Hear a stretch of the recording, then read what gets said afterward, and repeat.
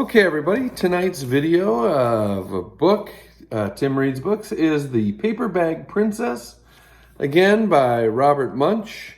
And this copy, apparently we had signed to the McGuire family. Must have gone to some sort of book signing.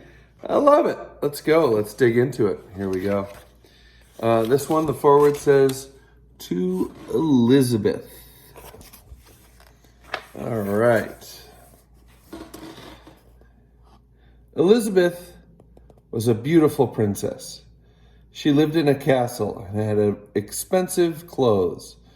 She was going to marry a prince named Ronald. Unfortunately, a dragon smashed her castle, burned all her clothes with his fiery breath, and carried off Prince Ronald. Elizabeth decided to chase the dragon and get Ronald back. She looked everywhere for something to wear, but the only thing she could find that was not burnt was a paper bag. So she put on the paper bag and followed the dragon. He was easy to follow because he left a trail of burnt forests and horses' bones. Finally, Elizabeth came to a cave with a large door that had a huge knocker on it. She took hold of the knocker and banged on the door. The dragon stuck his nose out the door and said, "Well, a princess. I love to eat princesses, but I have already eaten a whole castle today, and I am very busy dragon. Come back tomorrow." He slammed the door so fast that Elizabeth almost got her nose caught.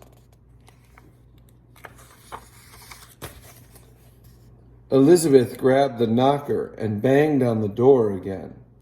The dragon stuck his nose out of the door and said, "Go away. I love to eat princesses, but I have already eaten a whole castle today. I am a very busy dragon. Come back tomorrow." "Wait," shouted Elizabeth. "Is it true that you are the smartest and fiercest dragon in the whole world?" "Yes," said the dragon. "It is true," said Elizabeth, "that you can burn up 10 forests with your fiery breath." "Oh, yes," said the dragon. And he took a huge deep breath and breathed out so much fire that he could burn up 50 forests. "Fantastic," said Elizabeth. And the dragon took another huge breath and breathed out so much fire that he burnt up 100 forests. "Magnificent," said Elizabeth. And the dragon took another huge breath, but this time, nothing came out. The dragon didn't have enough fire left to cook a meatball.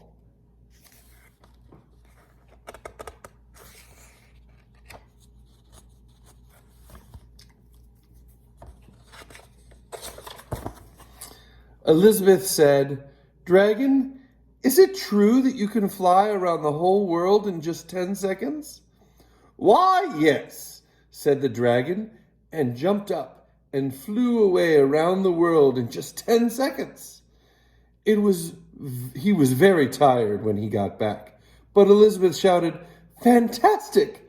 Do it again! Do it again!" So the dragon jumped up and flew around the world in just 20 seconds. And when he got back, he was too tired to talk. He just laid down and went straight to sleep.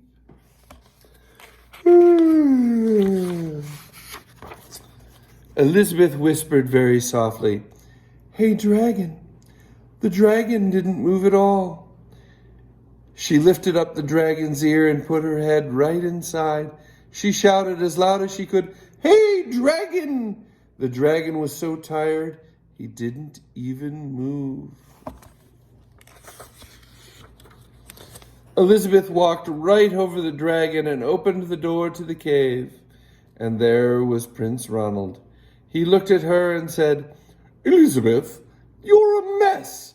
You smell like ashes. Your hair is all tangled, and you are wearing a dirty old paper bag. Come back when you are dressed like a real princess."